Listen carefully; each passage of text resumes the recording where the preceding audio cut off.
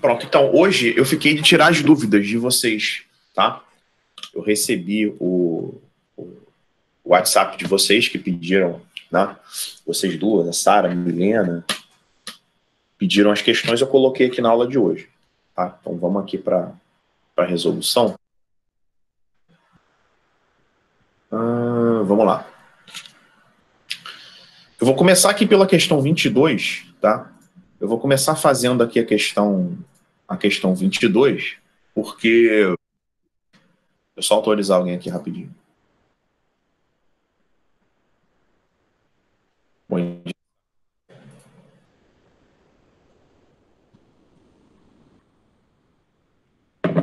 deixa eu começar aqui pela 22, porque a próxima que eu vou fazer, que é a número 3, ela tem a ver com essa questão 22. Ela usa o mesmo conceito, tá? Ou seja, o Enem, ele pegou esse raciocínio da questão número 22 e aplicou na questão número 3, que vai ser a próxima que eu vou fazer, tá certo? Da apostila de vocês. Então prestem atenção, porque o raciocínio que a gente vai usar é o mesmo. Acontece que o Enem criou uma questão gigante usando esse raciocínio.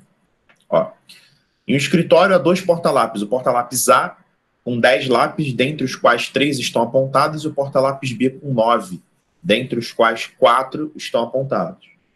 O funcionário retira um lápis qualquer ao acaso do porta-lápis A e coloca no porta-lápis B. Novamente, ao acaso, ele retira um lápis qualquer do porta-lápis B. A probabilidade de que esse último lápis retirado não tenha ponta, o que está acontecendo aqui? Tá? Deixa eu só... Peraí. Vamos lá, o que está acontecendo aqui? Vou desenhar. Ó. Esse porta-lápis A, ele tem um total de 10 lápis, tá?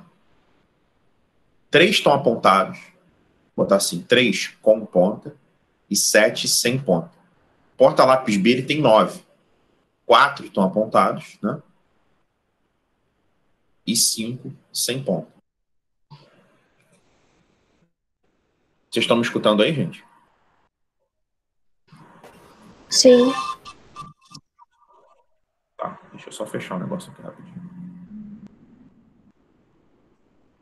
Pronto. Bom, então vamos lá. O lance é o seguinte, para a gente ter uma compreensão aqui do que está sendo colocado. Ele vai pegar um lápis qualquer do A e ele vai colocar esse lápis aqui em B. Ele vai pegar o A e ele vai colocar em B. O lance é o seguinte, tá? Ele pode pegar um lápis com ponta ou sem ponta de A e colocar em B. O problema está perguntando isso, a probabilidade que o lápis retirado em B não tenha ponta. Ou seja, ele vai pegar um lápis de A, vai colocar em B, depois ele vai tirar um de B. Ele quer saber qual a probabilidade desse lápis retirado em B não ter ponta. Esse problema, ele precisa ser dividido em 2 casos. O primeiro caso desse problema é quando eu pego um lápis com ponta de A e coloco em B. Então, com ponta de A em B. Quando eu pego um lápis com ponta de A e coloco em B, a gente tem 2 probabilidades. Primeiro, a probabilidade de eu retirar um lápis com ponta, que é 3 em 10. Uma vez que você colocou um lápis com ponta aqui, você acrescentou uma unidade. Você colocou um lápis com ponta e acrescentou 1 ao total, né? Agora você tem um total de 10 lápis. Aí você vai responder ao exercício. Ele quer que você calcule a probabilidade do lápis retirado em B não ter ponta, né? São 5 em 10. Isso aqui dá um total de 15 sobre 100. Alguém não entendeu isso aí? Alguém ficou com dificuldade de ver esse raciocínio?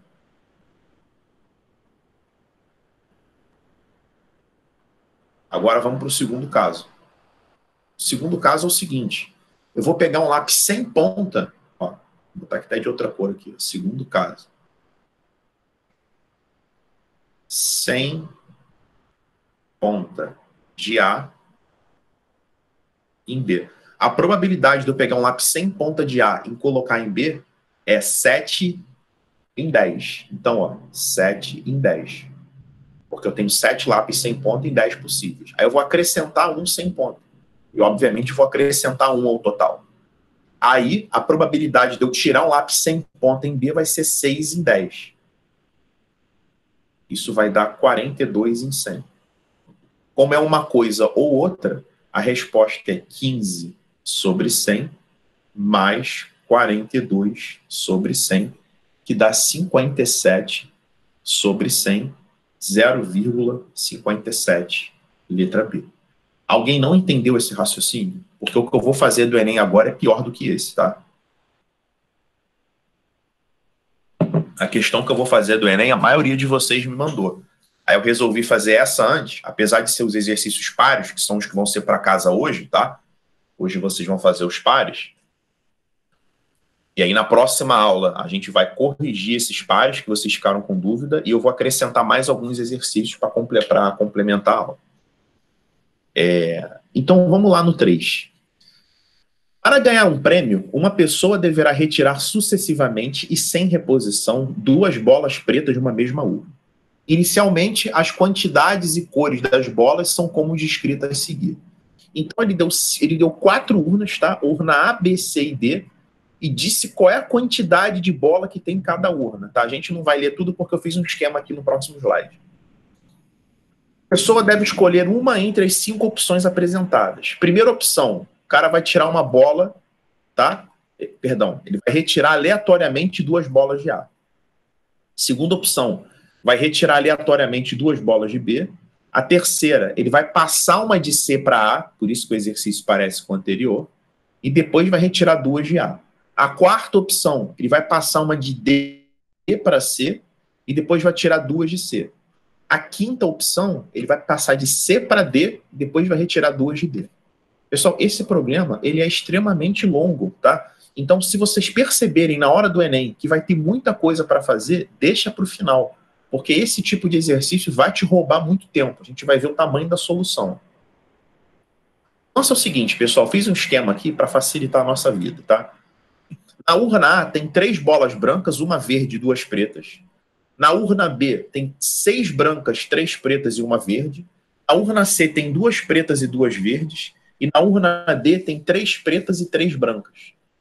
Aí eu escrevi as 5 opções, quais são os comandos das 5 opções, né?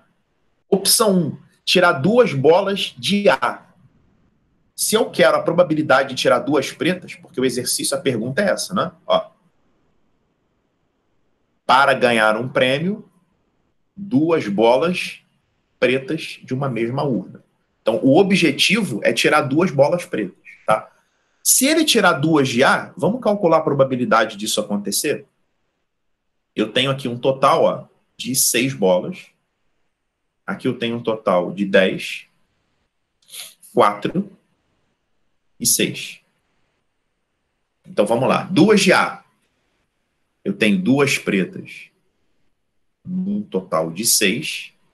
E depois que eu tirei a primeira, eu tenho uma no total de 5. Isso aqui vai dar 2 sobre 30, que é 1/15.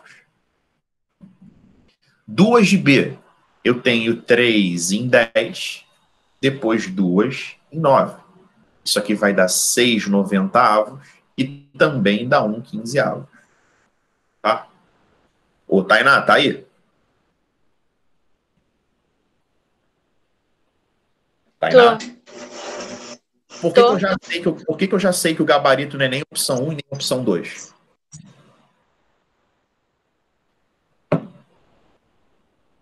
Por que se eu for chutar, eu já não vou chutar nem a letra A e nem a letra B? Sei, porque a razão tá muito pequena. Não, porque deu a mesma coisa. Deu a mesma resposta. Claro. Ele não está perguntando onde tem a maior probabilidade? Se a gente achou 2 valores, o Enem não vai ter 2 gabaritos, certo? Sim. Porque olha quais são as opções. São 2, 3, 4, 5. A não ser que ele falasse, opção 1 e 2, entendeu? Mas do jeito que o exercício está estruturado, se fosse para chutar, isso a gente fez muito rápido, né? Se fosse para chutar, era C, D ou E. Então, só para a gente ficar esperto. Vamos lá. Agora que o problema vai começar a ficar parecido com aquele da UERJ. Primeira movimentação, aliás, quem vai fazer prova da Unigran Rio também caiu um exercício muito parecido com esse, mesmo esquema, tá? A Unigran Rio, ela copiou o que a UERJ colocou, só que em vez de botar lápis, ela botou urna. O exercício que a Unigran Rio cobrou é muito parecido com uma dessas opções. Parecido com essa opção 3 aqui, por exemplo. Opção 3, eu passo uma bola de C para A. Eu faço esse movimento aqui, ó. De C para A. O lance é o seguinte, pessoal. Tem dois tipos de bola em C. Bola preta e bola verde. Né? Então, vou fazer uma de cada vez. Se eu passar uma bola preta de C para A, se eu colocar aqui uma bola preta extra, a probabilidade de eu fazer isso é 2 em 4, porque tem duas bolas pretas em 4 possíveis. Ou seja, a probabilidade é 1/2, né? Então, 1/2 é a probabilidade de eu passar uma bola preta de C para A. Depois que você passou uma bola preta de C para A, você vai tirar duas bolas pretas de A. Só que agora você acrescentou 1 aqui no total, né? Você tem 7 bolas. Então, você tem 3 em 7 e depois 2 em 6. Ou, em vez de passar uma bola preta, você vai passar uma bola verde. Você vai passar uma bola verde. E aí, se você passar uma bola verde, a probabilidade de fazer isso é 1/2. E aí, você, para tirar uma preta, você vai ter 2 em 7, depois 1 em 6. Se fizer essa continha aqui, vai dar, aqui em cima vai dar 6 sobre 84, mais 2 sobre 84. Vai dar 8 sobre 84, simplificando por 4, tá? Vai dar 2 em 21. Alguém não entendeu a opção 3? Eu repito, tá? Porque a opção 4 e a opção 5 eu vou fazer praticamente a mesma coisa. Alguém não entendeu o esquema que eu fiz na opção 3? Então, vou apagar isso aqui, para a gente não confundir. Agora, vamos lá. Opção 4. O cara vai pegar uma bola e vai jogar de D para C. Ele vai fazer isso aqui, ó. Vai fazer esse movimento. Só que eu tenho dois tipos de bola, né? Eu tenho bola preta e eu tenho bola branca. Se ele fizer com uma bola preta, a probabilidade dele passar uma preta para C é meio, tá? Porque tem a quantidade igual de bola preta e bola branca. Aí ele colocou uma pretinha aqui. A probabilidade agora de eu selecionar duas pretas é 3 em 5, depois 2 em 4.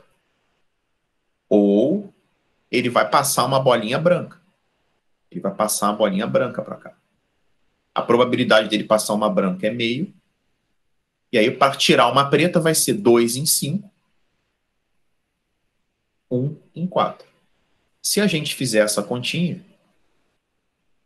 eu vou ficar com 6 sobre 40, 6 sobre 40, mais 2 sobre 40. Isso aqui vai dar 8 sobre 40, que é 1/5. Agora, a opção 5, deixa eu apagar isso aqui, a opção 5 é o contrário, é de C para D. De C para D, ou eu posso passar uma preta ou uma verde. Se eu passar uma preta, meio. Ó. Se eu passar uma bola preta, meio, tá? Então, a partir do momento que eu coloquei uma bola preta, a urna dela vai ficar com 4 pretas num total de 7. Então, para tirar duas pretas é 4 em 7, 3 em 6. Ou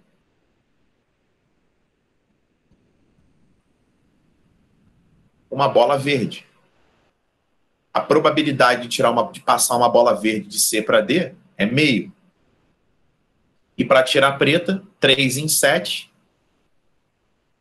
2 em 6. Se a gente fizer essas continhas aqui, vai dar 12, tá? Sobre 84. Né? Aqui embaixo do 84, 42, 84. Mais 6 sobre 84. vai dar 18 sobre 84. Simplificando por 6, vai dar 3 sobre 14. 3 sobre 14. O lance é o seguinte, pessoal.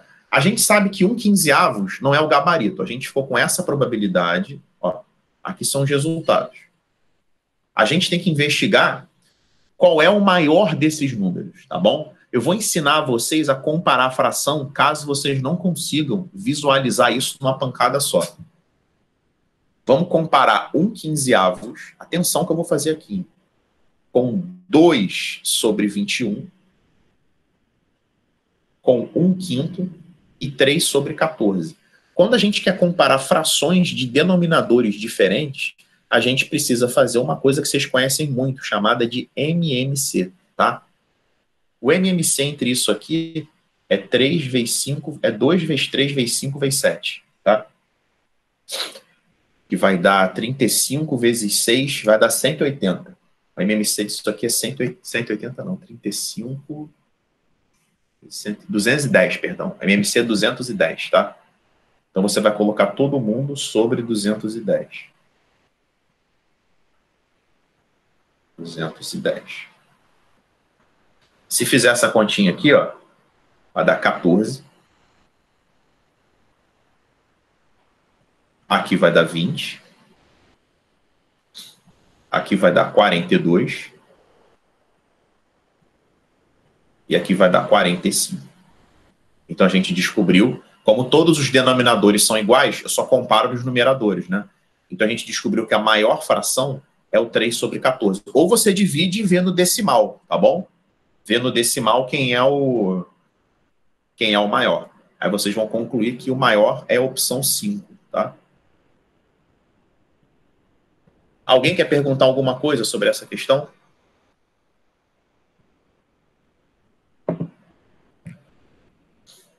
Foi você que tinha pedido, não foi, Milena?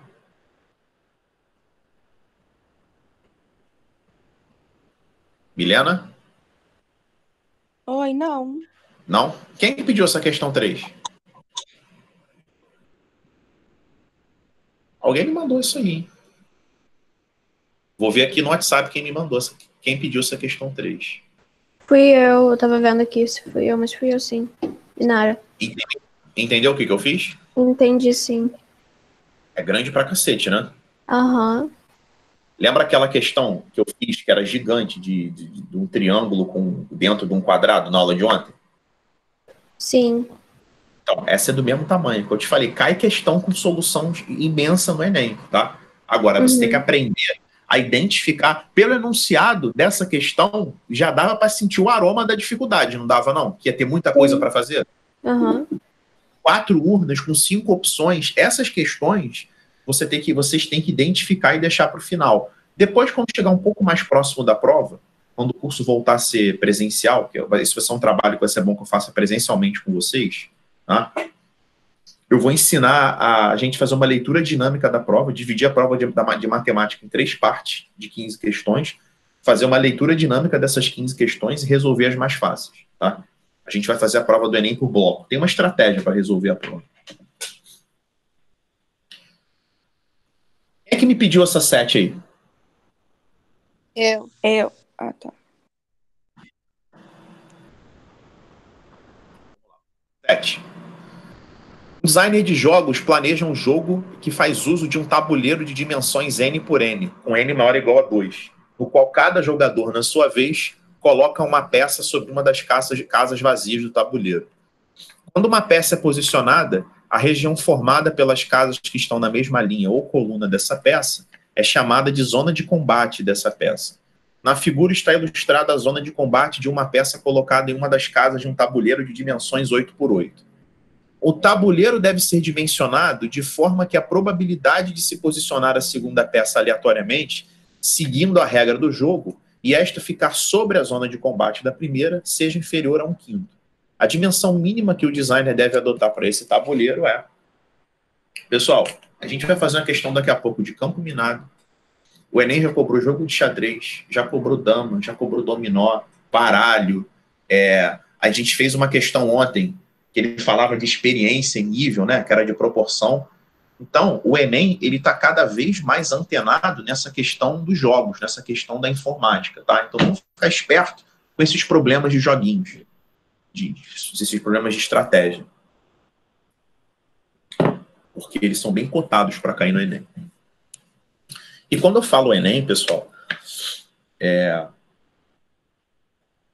todos os vestibulares, eles estão olhando o que o Enem está cobrando. A Souza Marques, a Unigran Rio, né? O Enem e o UERJ, né? Então, é muito comum, para quem vai fazer particular de medicina, você ver questões que são cópias dessas questões, só trocando o valor.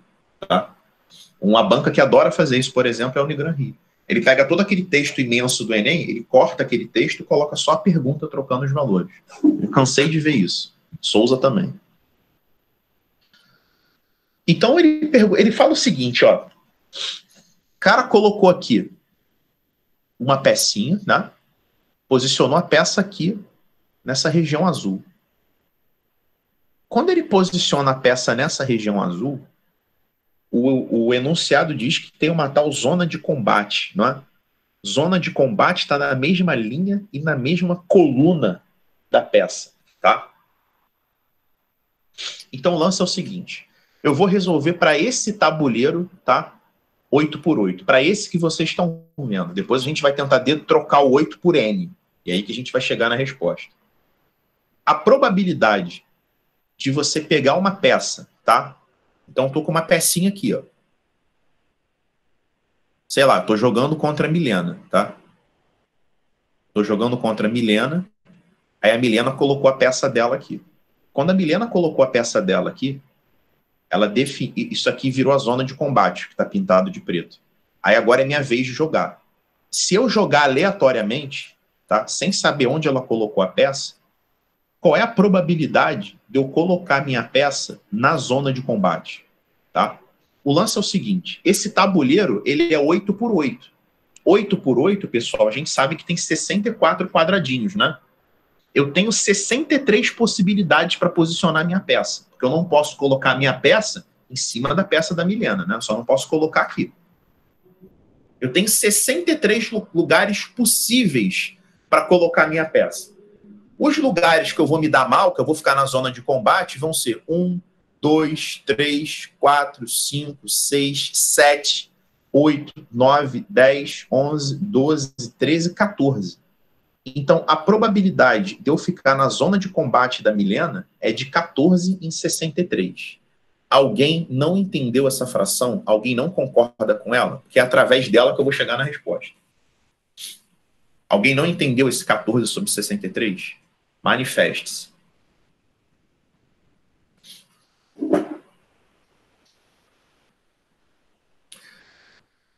Agora vamos enxergar bem os números, tá?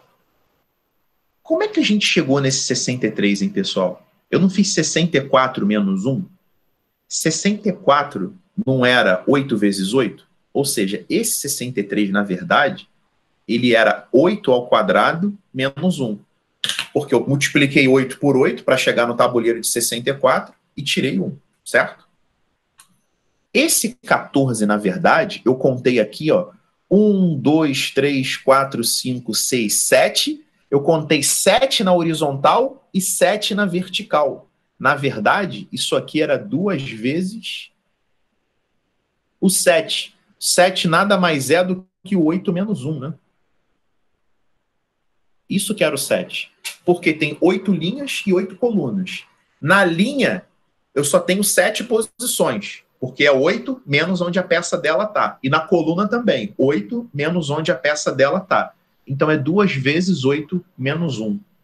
Enxergar os números dessa forma é fundamental para você fazer o próximo passo, que é trocar o 8 por N. Se esse tabuleiro, em vez de 8 por 8, fosse N por N, seria 2 vezes N menos 1 sobre N ao quadrado menos 1. Alguém não entendeu o que está escrito de vermelho? Aliás, alguém ficou com dificuldade aqui? É aqui que está. O que você não entendeu? O numerador ou o denominador? O numerador. O denominador você entendeu?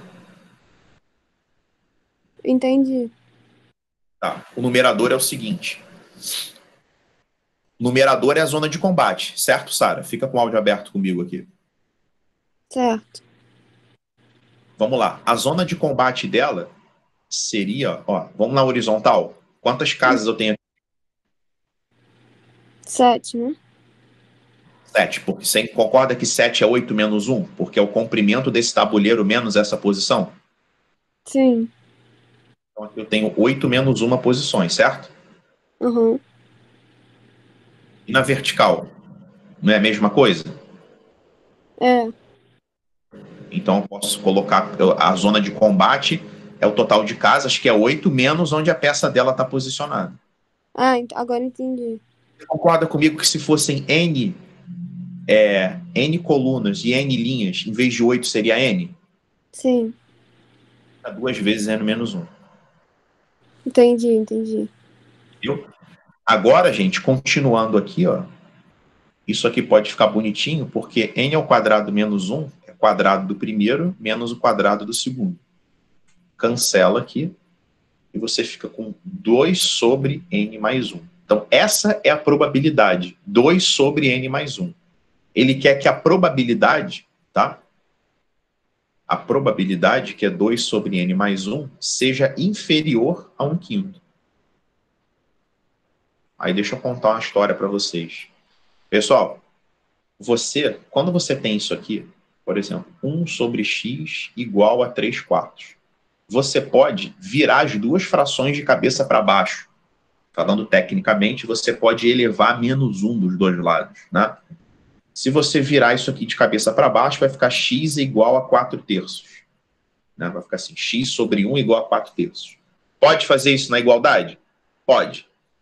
Pode fazer isso na desigualdade?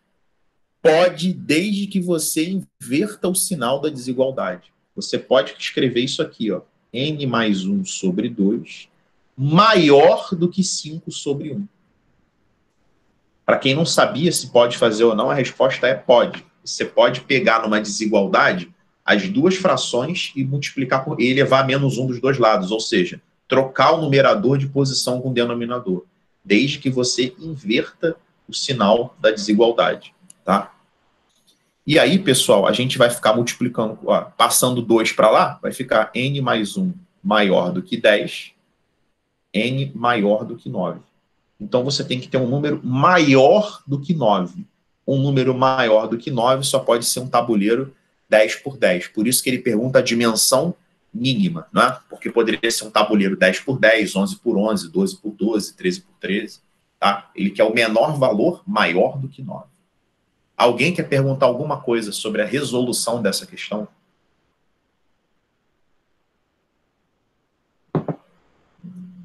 Ô, Leandro, eu tive dificuldade de enxergar fazer essa fórmulazinha aí. Tem outras questões que são parecidas com essa?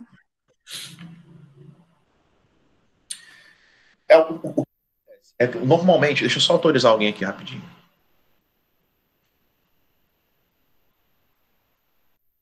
Você ficou com dificuldade de fazer o que especificamente? Montar essa fórmula em si, tipo, eu nunca... O número ou a... Você ficou com dificuldade de montar o número, esse 14 sobre 63 ou o restante? Não, o restante. Tipo, eu não enxerguei dessa forma. Eu achei que fosse de outra forma. Não, peraí. Deixa eu entender onde... Você conseguiu montar isso aqui? Sim. Esse 14 sobre 63? Eu entendi. É porque eu não imaginava que a resolução fosse ser dessa forma. Tipo, eu tivesse que ir voltando com os números, sabe? Tem outro jeito de fazer essa questão. Tá? É você ficar aumentando o tabuleiro. Você faz um 8 por 8, faz um 9 por 9, faz um 10 por 10 e vai calculando a probabilidade. Por exemplo, ó, um tabuleiro 8 por 8 não deu 14 sobre 63? Aham. Você divide 14 sobre 63, tá? E vê se dá inferior a 1/5. Se não der, você pega um tabuleiro 9 por 9. O problema é que você vai ter que desenhar um tabuleiro 9 por 9, fazer isso aqui tudo e calcular a probabilidade. Se você fizer um tabuleiro... Se você fizer um tabuleiro 9 por 9, Aí você vai calcular que a probabilidade é 2 em 10, que é 1/5. Aí vai dar exatamente 1/5. Não quer que seja inferior, né? Aí você vai para um tabuleiro 10 por 10. Se você fizer um tabuleiro 10 por 10, você vai chegar nessa probabilidade azul aqui em 2/11. Aí você vai ver que vai dar inferior a 1/5. Ah, entendi. Beleza? Mas dá bem mais trabalho, né? Pois é, dá mais trabalho, mas também você não precisa ter essa visão. O lance é o seguinte, Emiliano, em matemática, ou você enxerga a questão de uma maneira que não vai te dar muito trabalho, ou você vai partir para o trabalho braçal. Porque a terceira opção é você não fazer a questão, entendeu? Que está fora de cogitação para gente. Então, normalmente, quando você não tem aquela visão que facilita o teu caminho, você vai partir para o trabalho braçal. Tranquilo? Tranquilo, obrigada. Bom dia, Cecília. Vi que você apareceu aí, tudo bem?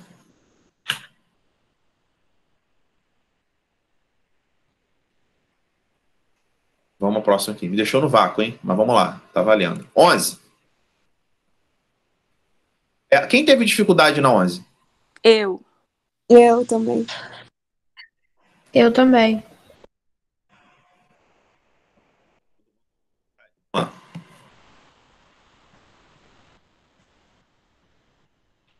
Um adolescente vai a um parque de diversões tendo prioritariamente o desejo de ir a um brinquedo que se encontra na área 4, dentre as áreas 1, 2, 3, 4 e 5 existentes. O esquema ilustra o mapa do parque com a localização da entrada das 5 áreas com os brinquedos disponíveis e dos possíveis caminhos para se chegar a cada área. O adolescente não tem conhecimento do mapa do parque e decide ir caminhando da entrada até a chegada à área 4. Tá? Então o cara vai sair da entrada e ele vai até a área 4. Esse é o objetivo dele. Suponha que, relativamente a cada ramificação, as opções existentes de percurso pelos caminhos apresentem iguais probabilidades de escolha, que a caminhada foi feita existentes e que, ao tomar um caminho que chegue a uma área distinta de 4, o adolescente necessariamente passe por ela ou retorne. Tá? Ou retorne. Ou seja, o que ele está falando aqui é o seguinte. Ó, isso aqui é importante. Ele fala o seguinte, ó. Ao tomar um caminho que chegue a uma área distinta de 4, o adolescente necessariamente passa por ela ou retorna. Aí a pergunta é, nessas condições, a probabilidade dele chegar à área 4 sem passar por outras áreas e sem retornar é igual a... Ou seja, o cara tem que sair da entrada e tem que pegar o caminho exato até a área 4. O lance é o seguinte. Quando ele está aqui, ele chega nessa primeira bifurcação, né? Bifurcação porque tem 2 caminhos, né? Acho que às vezes a gente tem 3 caminhos e fala que é uma bifurcação, mas não é uma bifurcação, é quando você tem 2 caminhos. Pessoal, vamos supor que você está dirigindo numa estrada. Aí você está dirigindo numa estrada, a estrada acaba. Aí tem uma bifurcação. Você não tem GPS, não faz a menor ideia para onde ir. Se você vai para um caminho aleatório, você tem 50% de chance de estar seguindo o teu caminho certo, né? Porque a partir do momento que você se encontra na bifurcação, você tem 1/2 de chance de seguir para a direita e 1/2 de chance de seguir para a esquerda. É o que acontece com esse cara. Ele tem 1/2 de chance de probabilidade de vir para cá e 1/2 de vir para baixo. Vamos supor que ele pegou o caminho de cima. Aí ele chegou novamente nessa bifurcação. Ele não sabe onde está a área 4. Tá? Ele está indo às cegas para a área 4. Quando ele chega nessa bifurcação, a probabilidade dele descer é 1/2. E a probabilidade dele continuar no caminho que vai o levar a 4 também é 1/2. Por que esse caminho da descida não vai levar o cara até 4? Porque ele não pode passar por outras áreas, sem passar por outras áreas. Ele não pode passar pela área 3. Ele tem que dar entrada e ir para a área 4, direto. Aí ele está vindo por cima. Então esse caminho aqui de baixo babou, hein? Aí ele está vindo aqui por cima. Chegou aqui, a estrada dividiu em 3. Ele tem 1/3 para chegar até 1, 1/3 para chegar até 5 e 1/3 para chegar até 4. Esse é o caminho que ele vai fazer por cima, tá? Agora eu vou colocar o caminho por baixo. Aqui é 1/2, Aí ele veio por baixo. Parou aqui na bifurcação. 1,5 para chegar no 2 e 1,5 para continuar. Lembrando que aqui não é bifurcação, né? Aí ele veio, pum, chegou aqui. 1,5 para continuar e 1,5 para ir para o 3. Então, eu coloquei aqui a probabilidade, eu coloquei todas as probabilidades possíveis, tá bom? Agora, vamos ver o que ele está querendo. Se ele vier por baixo, ele vai ter que tomar esse caminho, esse e esse. Então, se ele vier por baixo, seja pelo caminho azul, ele vai ter que tomar essas decisões. Ele vai ter que ir por aqui, e por aqui, e por aqui. Tudo e, tudo vezes, né? Então, a probabilidade dele fazer isso é 1/8. Se ele pegar o caminho vermelho, ele vai ter que fazer isso, isso e isso, que são os caminhos que o levam até a área 4 sem passar por outras áreas, né? Então, pelo vermelho vai ser meio vezes 1/3. E vai dar 1/12. Agora, para responder o exercício, basta a gente somar, né? 1/8 mais 1/12. MMC dá 24, e vai ficar por 3, aqui vai ficar por 2, e a resposta vai ser 5/24, letra C. Alguém quer perguntar alguma coisa sobre essa questão número 11? Quem ficou com dúvida, entendeu ela? Entendi. Beleza.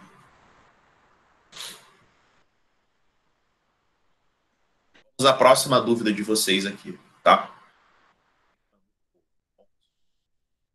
Coloquei essa 13, coloquei essa 17, que me pediram a 23, me pediram a 35, a 39. 13. Lembrando que a aula de hoje eu estou tirando dúvida de vocês da aula passada, tá? Essas foram as questões. Passei para casa todas as questões ímpares da apostila, tá bom? E vocês estão me mandando as dúvidas, né? 4 pessoas me mandaram as dúvidas e eu dei prioridade a essas questões aqui. Questão 13. Essa questão número 13, tá? É possivelmente a questão mais difícil que a gente vai fazer na aula de hoje. É possivelmente a questão que tem que pensar um pouquinho mais que está na apostila de probabilidade. O HPV é uma doença sexualmente transmissível. Uma vacina com eficácia de 98% foi criada com o objetivo de prevenir a infecção por HPV e, dessa forma, reduzir o número de pessoas que venham a desenvolver câncer de colo de útero. Uma campanha de vacinação foi lançada em 2014 pelo SUS para um público-alvo de meninas de 11 a 13 anos de idade. Considera-se que em uma população não vacinada, o HPV acomete 50% desse público ao longo de suas vidas. Em certo município, a equipe coordenadora da campanha decidiu vacinar meninas entre 11 e 13 anos de idade em quantidade suficiente para que a probabilidade de uma menina nessa faixa etária escolhida ao acaso vir a desenvolver essa doença seja no máximo de 5,9%. Houve 5 propostas de cobertura de modo a atingir essa meta. Aí ele está falando aí 5 propostas, tá? E a porcentagem de cobertura de cada proposta. Para diminuir os custos, a proposta escolhida deveria ser também aquela que vacinasse a menor quantidade possível de pessoas. A proposta implementada foi a de número. Pessoal, o importante da gente observar nessa questão é o seguinte, né? Vamos falar sobre o que é a eficácia de uma vacina, né? Se uma vacina tem eficácia de 98%, eu vou destacar essa informação.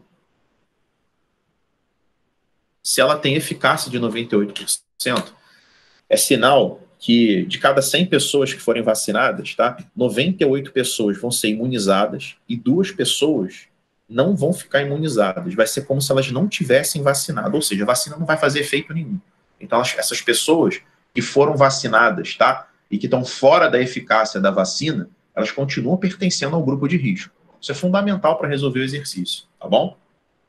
Não é o fato dela ter sido vacinada que ela está imune ao HPV. Isso só aconteceria se a eficácia da vacina fosse de 100%. Toda vacina tem um percentual de eficácia, tá, pessoal?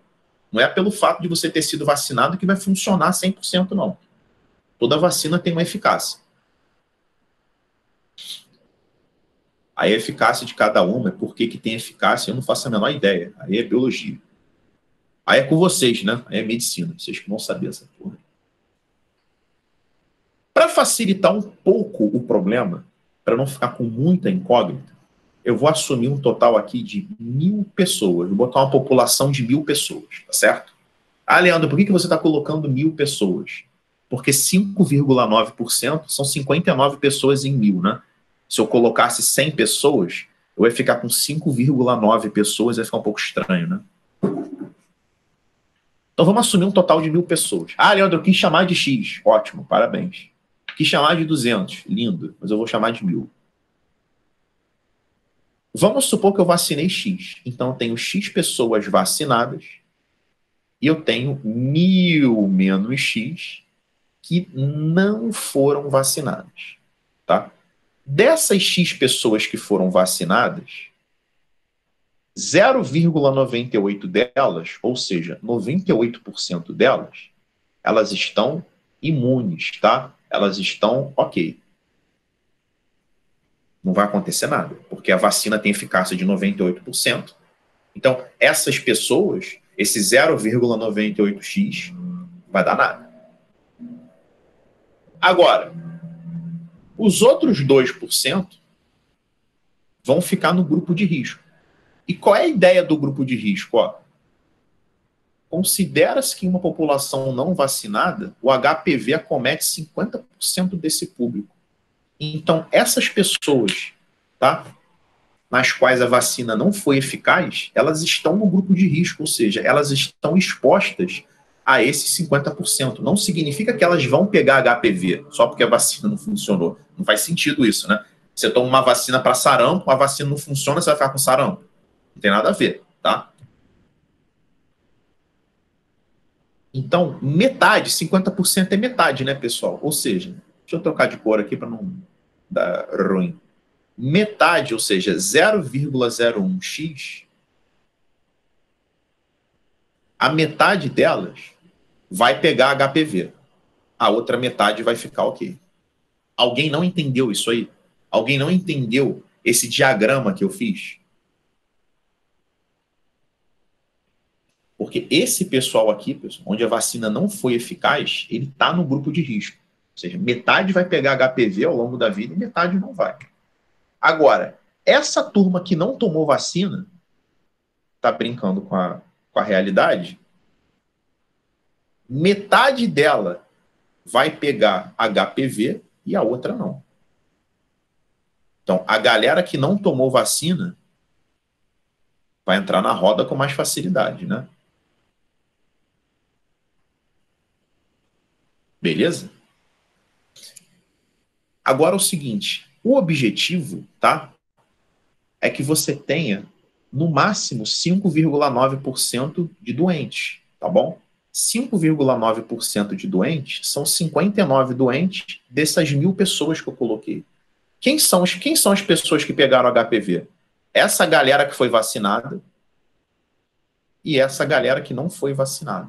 Obviamente, né, o número de vacinados que vão pegar HPV vai ser muito menor, né? Porque é metade, é 1% só. É 1% da turma que foi vacinada vai pegar HPV. Então é só você somar 0,01x mais 0, que multiplica 0,5 que multiplica 1.000 menos x igual a 59, tá? Quem tivesse colocado uma incógnita para o número de pessoas ia ficar com mais uma incógnita nessa equação. Aí vai dar 0,01x, vou distribuir o meio, né? 500 menos meio x igual a 59, vai dar menos 0,49x igual a menos 441. X vai dar 441 sobre 0,49. Essa conta dá exata, dá 900. Tá? Então, você precisa vacinar 900 pessoas. E, pessoal, 900 pessoas é 90% de 1.000, né? Então, eu preciso vacinar 90% do público-alvo. Letra A. Alguém quer perguntar alguma coisa sobre essa questão? Quem não conseguiu fazer, entendeu o que eu fiz? Eu nem tinha pensado em falar, eu fui testando tudo, tentando testar, nem tinha pensado. O principal dessa questão, Sara, é esse 0,01 de X aqui com HPV, tá? É porque as pessoas esquecem que quem foi vacinado pode pegar HPV também. Porque a vacina ela não é 100% eficiente. Se a vacina fosse 100% eficiente, eu só ia escrever isso aqui, ó. Só essa parte aqui, tá? Porque não ia ter... Fala aí. Você pode. Eu não sei se eu entendi direito a equação. Você pode explicar, por favor? Você entendeu o que está escrito de amarelo aqui? Eu não É tô que eu quero... vendo o mouse. O 0,5 vezes 1000 menos x? Isso aqui você entendeu? Não, então, explica, por favor. Ah, tá. Então você não entendeu o problema, você não entendeu o raciocínio. Fica com o áudio aberto comigo A aqui. primeira parte ali eu entendi, essa segunda não. O que você chama de primeira parte? Esse x e 1000 menos x?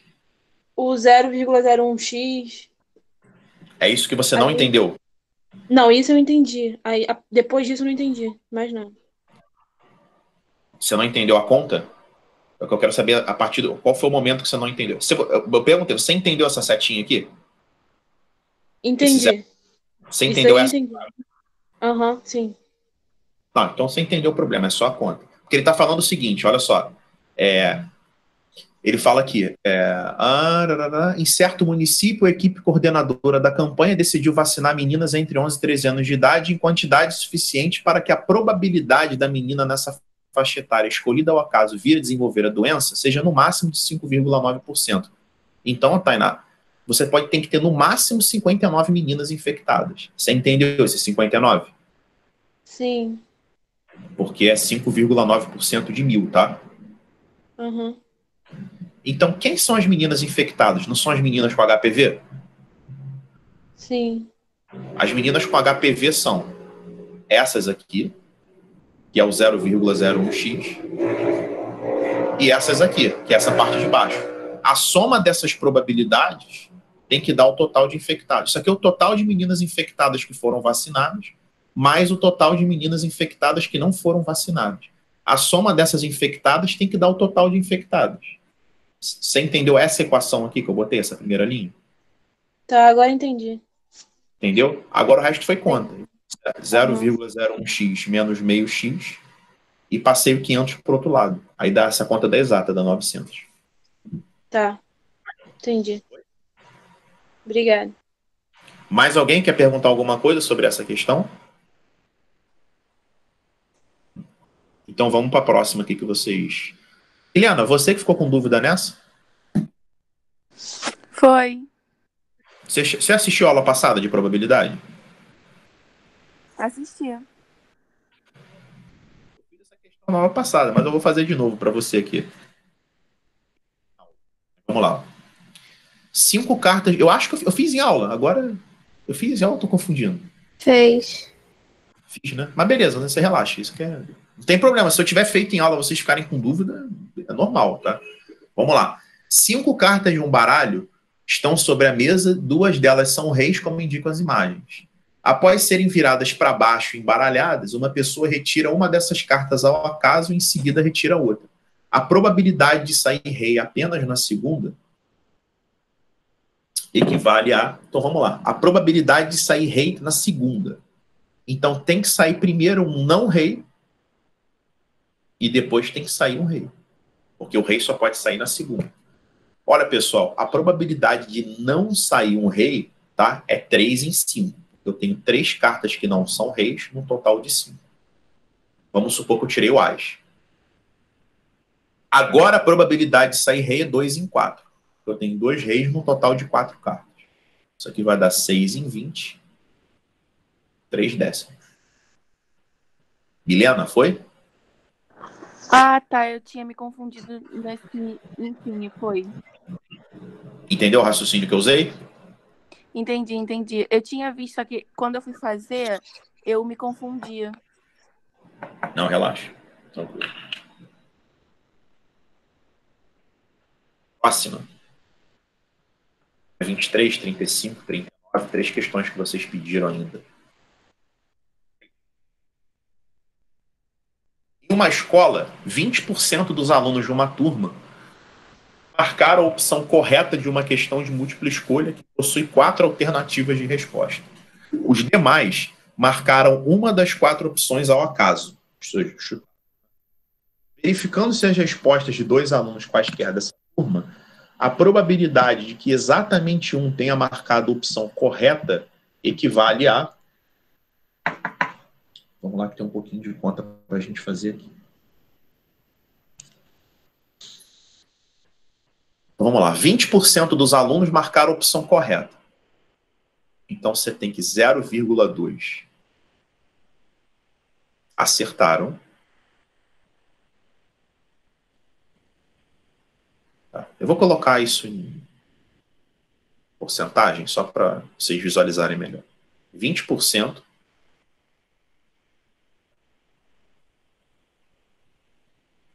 20% acertou. E 80% chutou. A maldade dessa questão está nesse 80%. Porque, pessoal, se 80% desses alunos chutou, isso não significa que eles erraram. Quantas questões na vida vocês já acertaram chutando, né? Ou seja, dá para acertar a questão chutando. A prova da UERJ, por exemplo, ela tem 4 opções, né? A, B, C, D, Vassouras também tem, né? Mesma banca. Se você chutar, a probabilidade de você acertar aqui é 1/4. Porque tem uma opção correta dentre 4 possíveis. Então, dessa galera que chutou, 1/4 deles vão acertar. 20% acertou. E 60%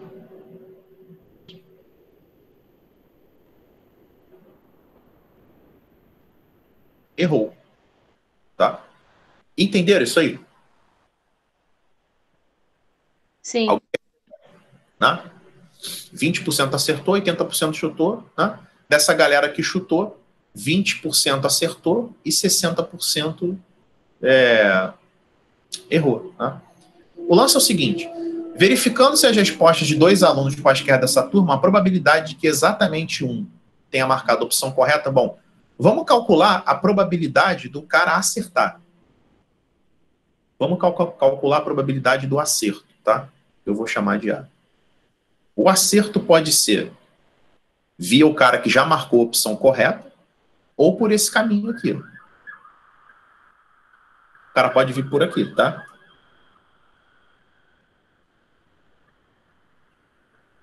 Então é 0,2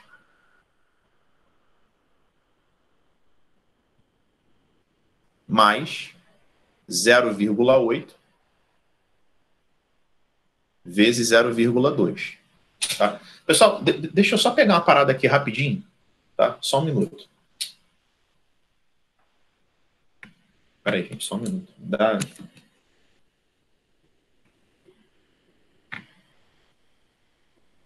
Eu tô sozinho em casa aqui, preciso... Sozinho aqui em cima, né? Preciso pegar uma parada aqui rapidinho. Só um minuto.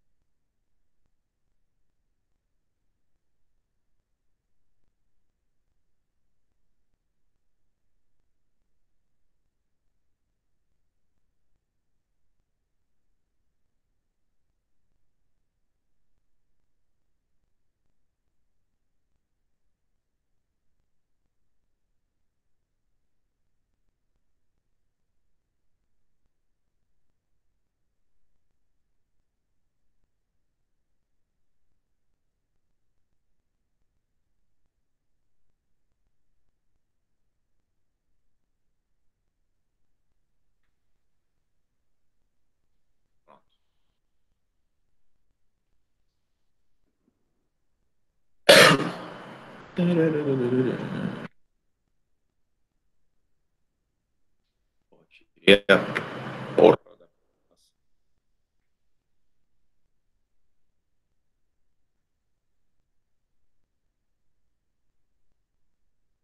Vocês estão me escutando aí direitinho, gente? Sim. Tá. Então vamos calcular a probabilidade do acerto. Então, ó, o cara que vamos pegar a galera que acertou? A galera que acertou foi essa aqui, esses 20%, tá? Mais esses 20% que acertou chutando, tá bom? Então tem nada disso aqui, cara. Essa merda aqui. Vou botar em porcentagem direto. Então, galera que acertou, essa turma aqui, tá? Essa turma aqui acertou e essa turma aqui também acertou. Ou seja, se eu tivesse 100 alunos, eu teria 20 alunos que acertaram porque marcaram a correta e 20 alunos que acertaram chutando, né? Então, tem 40% de alunos que acertaram, que é 0,4, e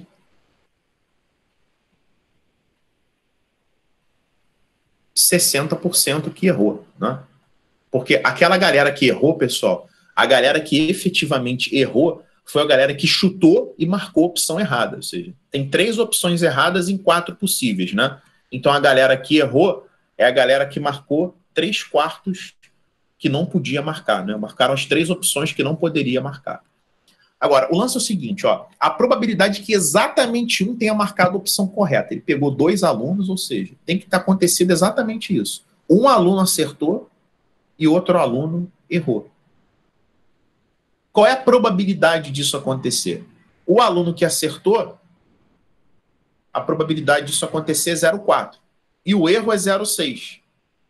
Só que não precisava ser acerto e erro, poderia ser erro e acerto.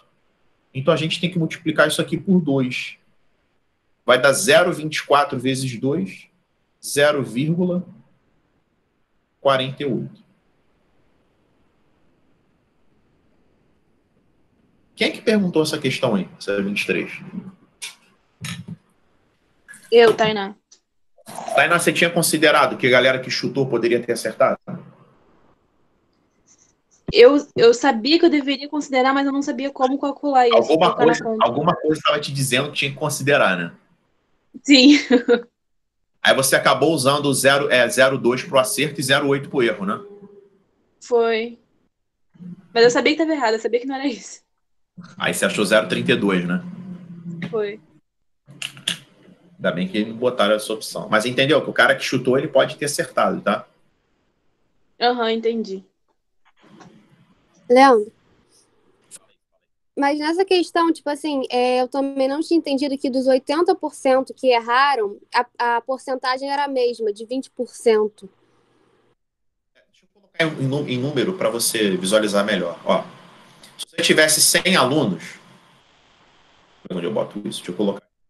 Se você tivesse 100 alunos, você concorda que 20 acertaram e 80 chutaram? Aham, não entendi a partir do 80. Quando você chuta uma questão, você errou com certeza? Ou você pode ter acertado? Mas aí eu tenho 1/4 de probabilidade, né? Pois é, ou seja, o que significa 1/4 de probabilidade? Que desses 80 que chutaram, é esperado que 20 acertem e que 60 errem, certo? Ah, tá, entendi. Tu já considerou e botou esse 20. Foi daí que veio, né? Entendeu? Ah, não Foi tinha daí que veio. Entendeu? Que aqui E é 1/4 e 3/4. Fala aí. Entendi, foi mal. E a questão da soma de porcentagem? Tipo, eu sei que nesse caso dá, mas como é que eu vou perceber isso? Eu fiquei meio tipo, será que eu sou uma porcentagem? Será que é É diferente? porque, é porque isso é valor absoluto, tá? Isso é valor absoluto, não é probabilidade sucessiva. Qual é a quantidade de pessoas que acertou? Isso aqui não é a quantidade de pessoas que acertou? Aham, Então, você tem 40 pessoas que acertaram e 60 que erraram. Por isso que a probabilidade, basta você somar aí nesse caso, tá? entendi, obrigada. Tá bom?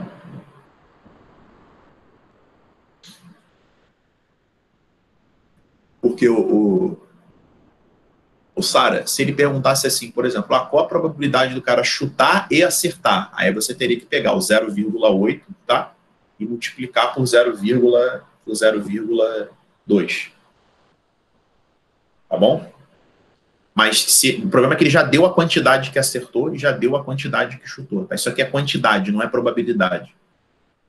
A probabilidade só entra aqui, ó. Por isso que você está fazendo confusão aí nesse exercício. A probabilidade só entra nessa setinha. Isso aqui é quantidade. É número de pessoas que acertaram e número de pessoas que chutaram. Não é a probabilidade de acertar nem a de chutar. Tá bom? Tá bom, obrigada.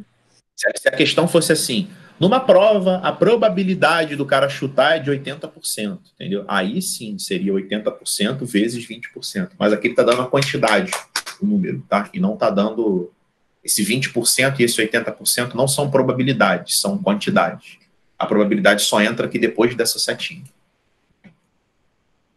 Quem perguntou a 35? O decágono.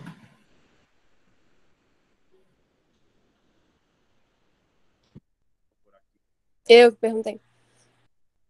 Quem? Claro.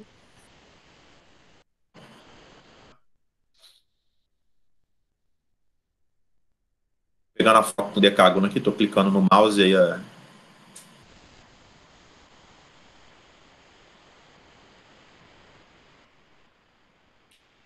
Duas fotos. Ah.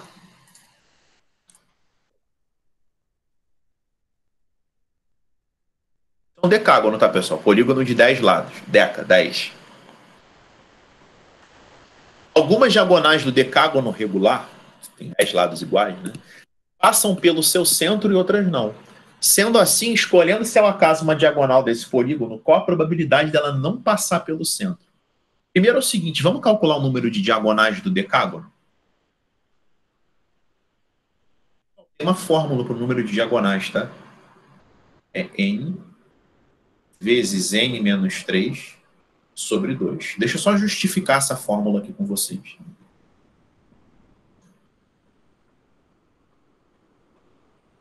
Então, você pega aqui um ponto F, tá? Por exemplo, e você quer lançar diagonal, tá? Você não pode lançar diagonal nem para o E, nem para o G e nem para o F. Ou seja, você tem N pontos para escolher. Vamos usar a análise combinatória? Eu posso escolher N pontos. Eu só não posso traçar diagonal para o vizinho da esquerda, para o vizinho da direita e nem para ele mesmo.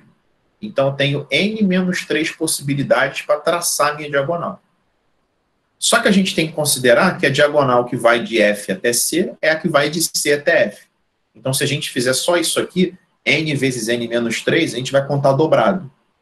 Por isso que a gente divide por 2. Essa é uma das demonstrações da diagonal do polígono, usando a análise combinatória, tá? A outra é usando combinação. A outra demonstração é o seguinte, para traçar diagonal, basta você escolher 2 lados de N possíveis. Menos quando você escolhe 2 lados vizinhos. Ou seja, menos quando você escolhe o número de lados. Né? É um pouco mais complicada, mas também chega na fórmula da diagonal. O lance é o seguinte, usando essa fórmula da diagonal, para n igual a 10,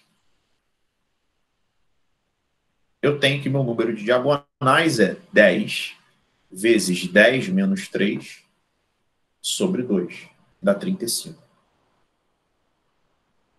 Então tem 35 de diagonais. Então eu sei que o 35 é o denominador da minha probabilidade. Agora ele quer as que não passam pelo centro, tá? Então eu vou substituir essa figura aqui. Eu vou substituir essa figura e vou escrever para vocês as diagonais, vou botar um desenho aqui, das diagonais que passam pelo centro, tá? Elas vão unir vértices que estão em extremidades opostas, ó. A gente tem uma diagonal, 2, 3, 4, 5. Essa aqui já é a que eu pintei, né? As outras são repetidas. Então, só tenho 5 diagonais que passam pelo centro, tá? Vocês estão vendo aqui, tá? 5 diagonais que passam pelo centro, ó. 1, 2, 3, 4, 5, tá? Isso aqui é a mesma, tá vendo?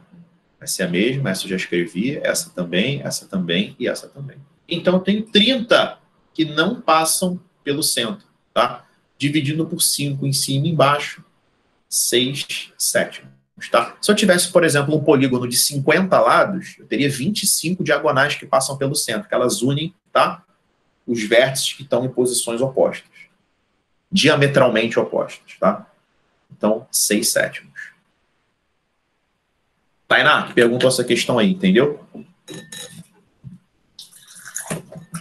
Não fui eu, não, né? Quem foi? Sara, foi você? Entendeu? Entendi. A dúvida de vocês aqui, que foi a número 39. Só vou ao banheiro rapidinho, tá? Quem quiser aproveitar para pegar o...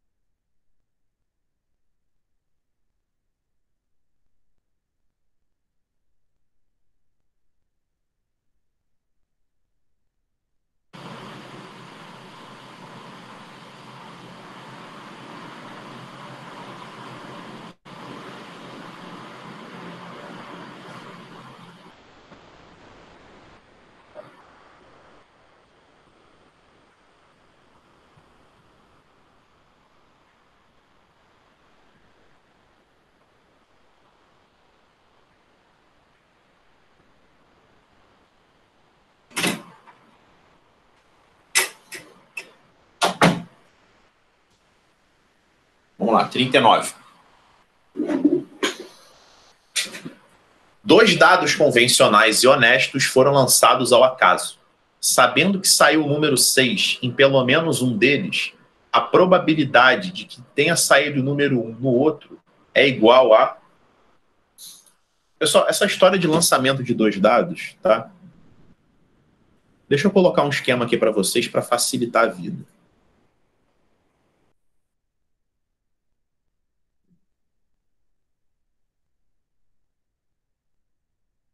Vamos achar a foto disso aqui na... Vamos achar a foto disso aqui na internet.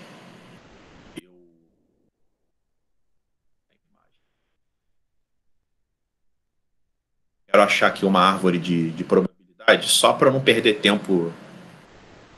Só para não perder tempo fazendo isso. Tá?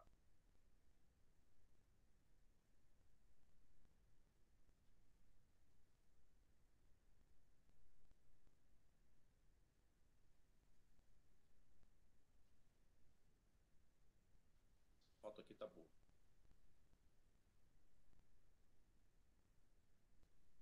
Na verdade, não queria. Não, eu vou ter que fazer, porque eu quero fazer um gráfico. Não estou achando um gráfico aqui. Não, eu vou acabar fazendo, tá? Não estou achando a foto que eu quero. Deixa eu desenhar aqui. Fazer aqui um plano cartesiano.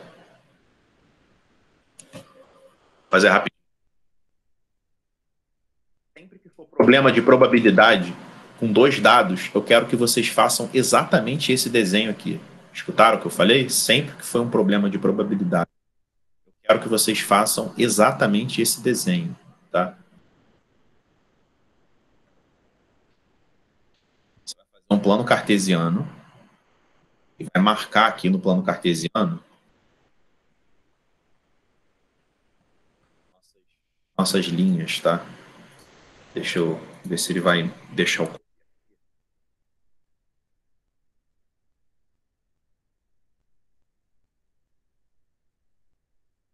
de trabalho para fazer, mas é a solução que eu quero que vocês tenham na hora da prova. Já era para eu ter colocado isso aqui.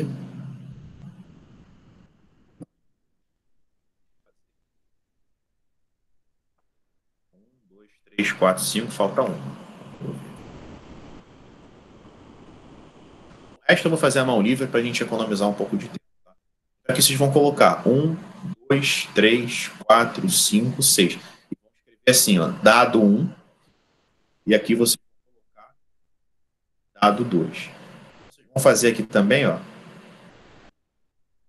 2, 3, 4, 5, 6. Vamos fazer essa malha aqui, tá? Qual o objetivo disso? Aqui, se você colocar os pontinhos, você está marcando todos os possíveis resultados, tá? Do dado 1 com o dado 2. E essa malha aqui, a mão livre, vocês fazem bem mais rápido do que eu estou fazendo, tá? É que eu quis colocar para ficar minimamente organizado, tá? O lance é o seguinte, olha o que ele fala, esse é um exercício de probabilidade condicional. Sabendo-se que saiu o número 6 em pelo menos um deles. Ou seja, ele está falando que o número 6 saiu. Se ele está falando que o número 6 saiu, o meu universo não são mais 36 possibilidades. Vocês estão vendo aí 36 pontinhos. O meu universo são esses vermelhos aqui. Ó. O número 6 saiu. Ó, 1 com 6... 2 com 6, 3 com 6, 4 com 6, 5 com 6 e 6 com 6. Tá? Aqui é o 6 com 1, 6 com 2, 6 com 3, 6 com 4 e 6 com 5. Esses caras que eu envolvi, esses 11 caras que eu envolvi, saiu o número 6 em pelo menos um deles. Tá? O problema é saber o seguinte, desses que eu envolvi, quantos que tiveram o número 1? Aí é só a gente investigar aqui, ó. Esse aqui teve o número 1 e esse também. Então só foram 2 em 11. Por isso que a probabilidade é a letra C. Esse é um exercício de probabilidade condicional, tá? Ou seja, ele restringiu o meu total e dentro desse total, tá? Esse novo total, que agora é menor, ele quer saber quantos ali tinham o número 1. Quem não entendeu, quem perguntou essa questão, entendeu a 39? Entendi. Beleza? Ô, Leandro, Fala aí. eu não entendi uma coisa. Tipo, ele fala que só em um dado, que em um dos dados saiu 6. Você circulando tanto a parte da vertical quanto a parte da diagonal, não meio que considera que nos dois dados sairia? Ó, vamos lá. Sabendo-se que saiu o número 6 em pelo menos um deles. Ou seja, pode ter saído no dado 1, pode ter saído no dado 2 ou pode ter saído nos dois. Foi exatamente o que eu circulei. Ah, tá. Essa galera aqui de cima foi o 6 no dado 2, e essa galera da horizontal, né? E a galera da vertical foi o 6 no dado 1. Sendo que aqui, ó, você tem o 6 saindo nos dois lados. Tá bom? Ele falou que saiu em pelo menos um deles. Tranquilo? Ou seja, pode ter saído no 2.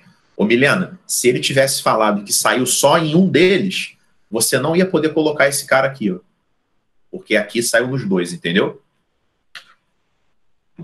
Entendi. Aí, só para eu entender... Se ele falasse assim, saiu o número 6 em apenas um deles, aí seria 2 em 10, seria 1/5 o gabarito.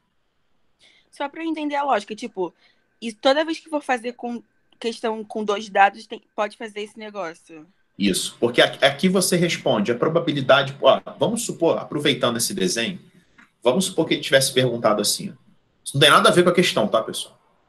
Qual é a probabilidade de dar soma 7?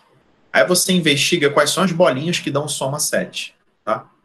Aí bolinhas que dão soma 7, aí você vai pegar, ó, 6 com 1, 5 com 2, 4 com 3, 3 com 4, 2 com 5 e 6 com 1. São 1, 2, 3, 4, 5, 6 em 36. Aí dá um sexto. Ah, e se for soma maior do que 7? Aí você pega toda essa turma que está aqui em cima. Se for soma menor do que 7, toda essa turma que está aqui embaixo. Esse esquema da bolinha, ele te dá velocidade no raciocínio. Aliás, tá? Quando você está lançando dois dados, o número mais provável de sair é o número 7, tá? Existe uma maior combinação de valores que dá 7 do que qualquer outro resultado. Vocês, sei lá, não sei se vocês já jogaram banco imobiliário, né?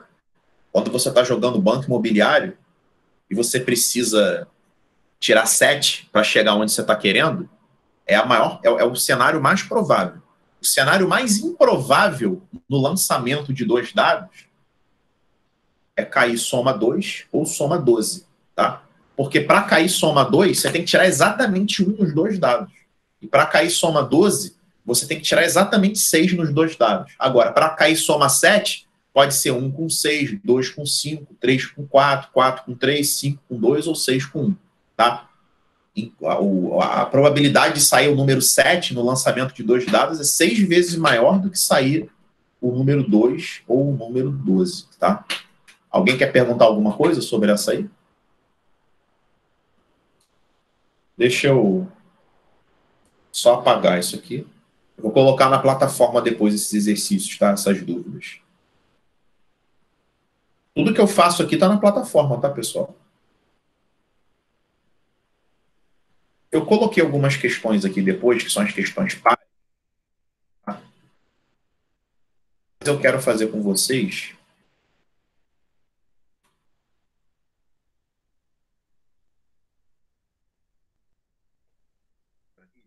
Só para a gente dar uma lembrada, tá?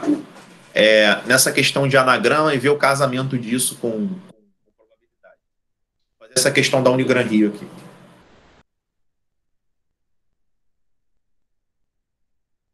Todos os anagramas da palavra prova foram colocados dentro de uma urna e um anagrama foi retirado ao acaso. Qual a probabilidade desse anagrama ter as consoantes em ordem alfabética? Então, a palavra é prova. A palavra é prova, tá? Ele quer a probabilidade de ter as consoantes em ordem alfabética. Probabilidade é o número de casos favoráveis sobre o número de casos possíveis. O que é favorável? É ter as consoantes em ordem alfabética. Então, vamos lá, como é que a gente faz isso? Vamos lembrar as aulas de anagrama? Consoantes em ordem alfabética. Quem tem que ficar em ordem vai pro final. Quem não precisa de ordem vem pro começo, ó. Eu tenho as consoantes aqui, PRV, e as vogais. Se são as consoantes em ordem alfabética, primeiro eu vou acomodar as vogais, né? O O, ele tem 5 possibilidades. Então, o O pode ficar aqui, por exemplo. O A tem 4. E as letras P, R e V, elas precisam entrar em ordem alfabética, né? Vai ser o P, o R e o V. Porra, acabei escrevendo prova aqui, cara, sem querer. Então, só tem uma possibilidade. Foi coincidência aqui, nem me liguei nessa parada. Tá? E o número de possibilidades, pessoal, é o número de anagramas da palavra prova, né? É 5, 4, 3, 2, 1. Vai cortar 5 com 5, 4 com 4. A resposta é 1/6.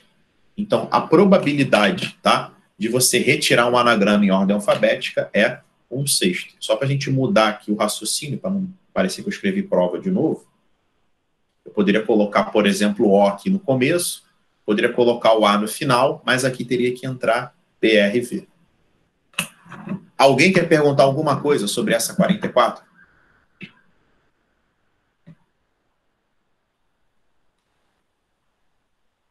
Vou fazer a 46 da sua. A probabilidade de que chova amanhã na cidade do Rio de Janeiro é 20%. Já na cidade de São Paulo, a probabilidade de chuva é de 70%. Considerando-se a ocorrência de chuva nessas duas cidades como eventos independentes, ou seja, um influencia no outro, a probabilidade de que chova amanhã em pelo menos uma dessas cidades é... Essa questão é... No Rio de Janeiro,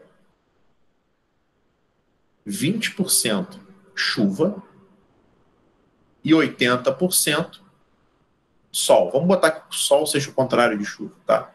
Em São Paulo, 70% de chuva e 30% de não chover, que eu vou chamar aqui de sol, tá? Podia estar nublado, mas eu vou colocar sol. Não choveu, eu estou chamando de sol. Ele pergunta a probabilidade de que chova amanhã em pelo menos uma dessas cidades. Ou seja, pode ser que chova só no Rio, pode ser que chova só em São Paulo, ou pode ser que chova nas duas cidades. Então, se você quiser fazer isso de maneira direta, você tem que dividir o problema em 3 pedaços, né?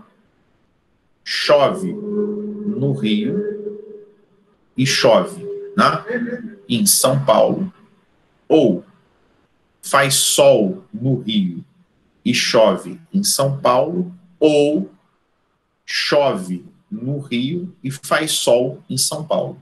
Tá? Essa é uma maneira de resolver o exercício. Agora, como é que eu vou fazer? Eu vou fazer o total menos o que não pode. Total em probabilidade, pessoal, é 100%, que é 1. O que não pode? É fazer sol no Rio e sol em São Paulo. Tudo que for fora isso vai dar chuva em pelo menos uma das cidades, né? Probabilidade de fazer sol no Rio, 80%, 0,8. Sol em São Paulo, 30%, 0,3. Então vai ser 1 menos 0,24 e vai dar 0,76, e é 76%. Letra C de casa. Tá? Então é importante nessa questão, tá? Vai economizar tempo fazer desse método vermelhinho aí que eu escrevi, tá? É claro que é possível fazer pela primeira solução, mas vai te dar um pouco mais de trabalho. Por exemplo, tem a questão do Enem muito parecida com essa, né? E a Souza foi e copiou. Alguém quer perguntar alguma coisa sobre essa 46? Gosto. Deixa eu ver uma questão aqui.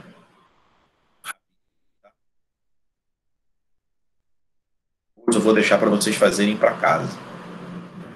Vamos aqui, pares, hein? Eu vou resolver a número 50, para a gente fechar aqui, tá?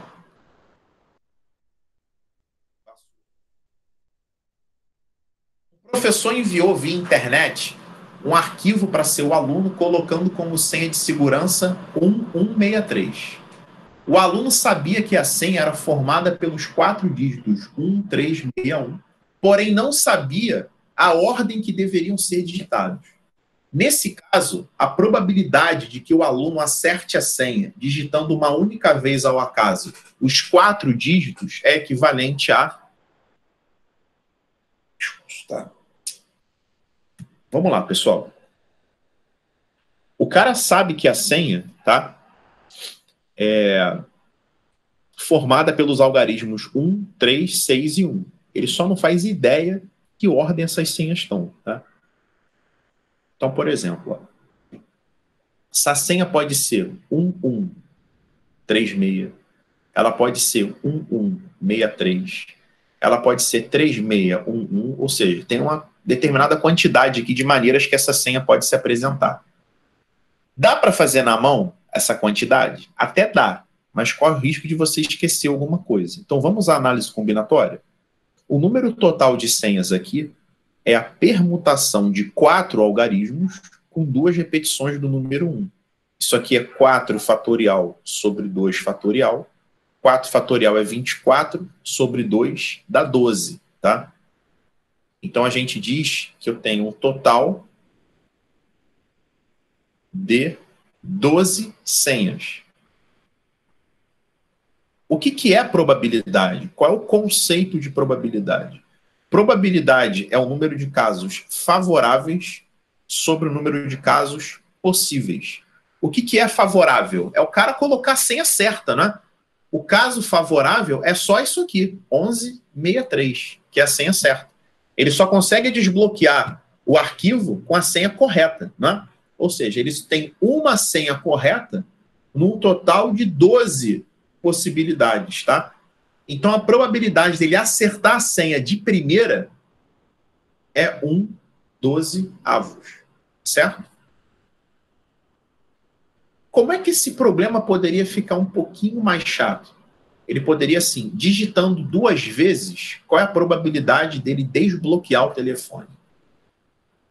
digitando 2 vezes, qual é a probabilidade dele desbloquear o telefone? Digitando 5 vezes, qual é a probabilidade dele desbloquear o telefone? Digitando 2 vezes, qual é a probabilidade dele desbloquear o telefone só na segunda tentativa, tá? Que é parecido com alguns que a gente fez aí hoje, aquela da carta lá do baralho, né? Então, essa questão, ela perguntou assim, o mais simples que poderia ser perguntado, tá bom? Se ele quisesse, por exemplo, ó, 2 tentativas, tá? Para desbloquear o telefone, tá? E ele conseguisse desbloquear em 2 tentativas, tá? Ou ele ia acertar e errar. Perdão. Se ele conseguisse desbloquear na segunda tentativa, ele teria que errar a primeira e acertar a segunda, tá? Isso é importante ficar, né? Se ele conseguisse desbloquear só de segunda, né? Isso significa que ele errou a primeira e acertou a segunda. Aí seria a probabilidade do erro vezes a probabilidade do acerto. Pessoal, para casa, todas as questões pares, tá certo? Vocês vão fazer todas as questões pares da apostila, vão me mandar as que vocês não conseguiram fazer, porque às vezes não dá para entender o gabarito comentado, o gabarito pula etapas, tá? Me manda. Sentiu dificuldade na questão, teve que olhar o gabarito comentado, já me manda a questão, tá bom? Para que às vezes eu possa exibir uma solução mais simples aqui para vocês. Então, esse vai ser o trabalho de casa de vocês. Tem bastante coisa, né? Tem mais de 20 questões aí de probabilidade. Ainda tem aquelas lá de matemática 1. Então, vocês estão com bastante material aí para essa semana. Tá bom? Então, a aula da terça-feira que vem vai ser a correção das questões pares. E aí, se não tiver muita dúvida, eu vou acrescentar algumas questões novas. E esse material aqui eu vou colocar na plataforma agora, para quem quiser consultar. Tá bom, pessoal? Então, vejo vocês na oficina 3h30 de Física. Tchau, tchau, gente.